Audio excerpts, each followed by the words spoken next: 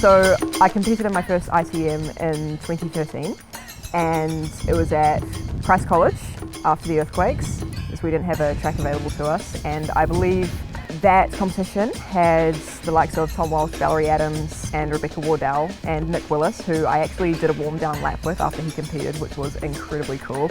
Just having the exposure to those sorts of athletes and then being so ready to interact with the younger kids in particular was an incredibly motivational experience. I'm very excited. It's forecast to be really good weather, good winds. They are able to switch the direction that we run on the track depending on what way the wind is blowing. So we'll hopefully get some good legal times. I feel incredibly lucky that I can run across all 4 events. It does give me more depth of that athletic environment, I suppose, where I'm, able to, I guess, interact more easily with people like Portia Bing, who runs the 400 hurdles and runs across to the 400, but then I'm also racing against Zoe Hobbs, who runs the 100 metres, and Georgia Hulse, who runs the 200, so I'm able to draw from all of these people, and I guess it makes it easier to ask for advice if I need it, or learn from their experience that they have. I'm trying to not focus on a time in particular. I would consider the race to be a success if I manage to hold good form the whole way round, particularly under pressure. I'm going to be facing Georgia Hulse, who's a very successful runner, and I think, if I manage to put a little pressure on her while maintaining really good form, I would be happy with that. So that's Rosie Elliott in the middle there, with Anna Percy on her right shoulder and Livy Wilson on her left. What a finish it was, and Rosie Elliott's just taken it out. Livy Wilson in second, Anna Percy in third.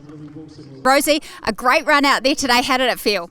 It felt pretty great. We obviously have amazing conditions, not too windy. I did feel I lost my form a little in the last 20 metres, but the rest of it I was really happy with. And you're lining up in the 200 metres later on today, are you? Yes, I am. That's in about 40 minutes. You've got a battle on your hands today with Georgia Hulse. We've got a nice, perfect conditions, as you've said, at Ngā but when will we, after today, see you on the track again?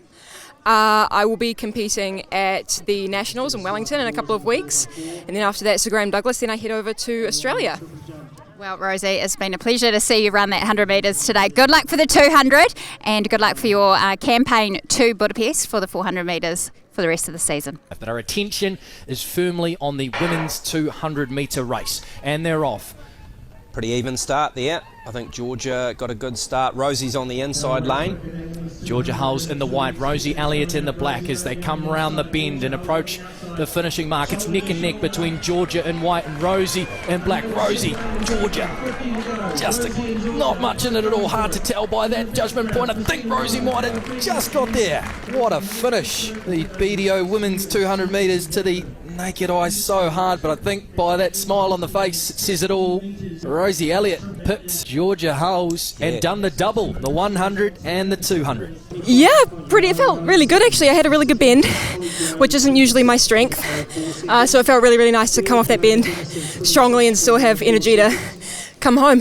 I love racing against all of the women. Georgia in particular is a fantastic competitor, always a joy to run against, and we, as you saw, we push each other to that line every time.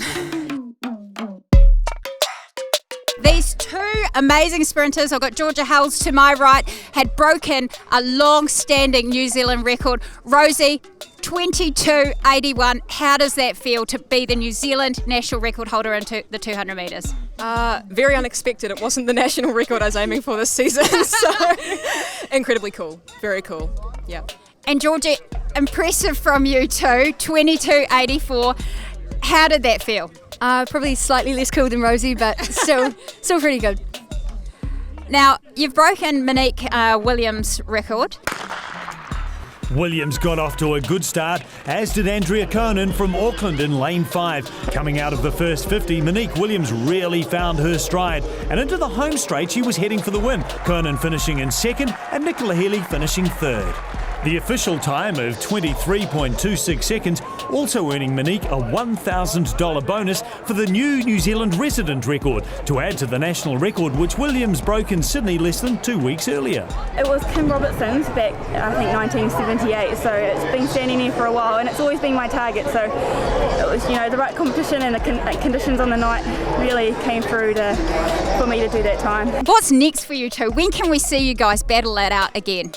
Well, that was actually my final 200 of the season, so I'm focusing on the 400. What's your next race, Georgia? Melbourne on Thursday, so Maury Plant Classic. So that's a gold event. Valuable points, though, for you today in this bronze World Athletics event. Yeah, definitely, and always a good race, and if a second place is 8-4, then that's a pretty good second place. So 2 women under 23 today, one of the real highlights of the international track meet. A wonderful day. Congratulations, New Zealand record holder Rosie Elliott, and also Georgia Howes on a new personal best, 22.84, 22.81. Bravo.